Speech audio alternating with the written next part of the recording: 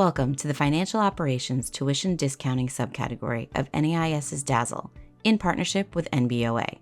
The changes to the financial operations data collection are a result of the data collaboration between NAIS and NBOA, feedback from schools, and feedback from national, state, and regional associations.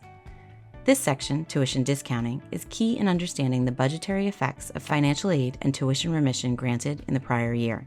These data offer a different view and focus than financial aid and tuition remission collected in Foundation.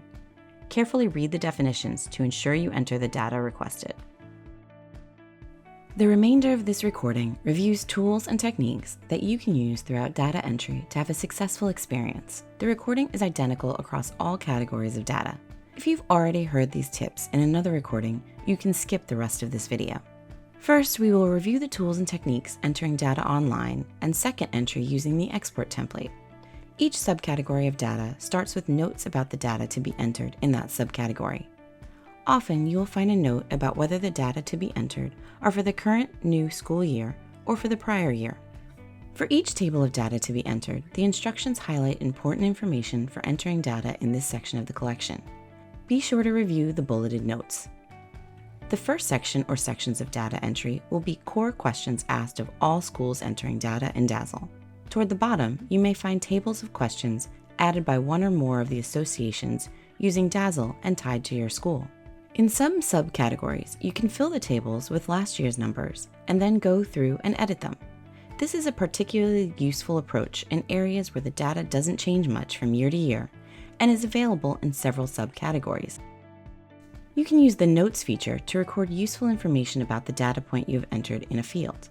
This could include an explanation of an unusual value or notes about where you found the data in your school's records or systems. You can hide or show the notes as you go through the data entry. From Data Collection homepage, download print your prior year's entry and include notes, or view your notes with update school data.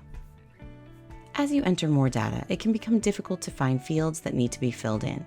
Click Highlight Missing Data at the top of the page to find those fields. The system will highlight with pink stripes any fields on the page that are missing data, making it easy to find them and fill them in. To find questions relevant to a data point, mouse over the question mark icon for that row, column, and/or section of data. Use the NA button to designate a field or group of fields as not applicable to your school. This will mark the fields as complete and will show them as such in your progress bars. Click Save or Ctrl+S often to keep your work. DASL does not automatically save the data you enter. Clicking Save or Ctrl+S will make sure that your work does not get lost if you suddenly lose your internet connection. Shaded cells are calculated by the system based on the numbers that you have entered in other fields. To make the system rerun the calculation, change one of the numbers entered and click the Save button or Ctrl+S. Be sure to click Save or Ctrl+S to save entered data. If you see Success with Alerts, be sure to review and resolve any alerts.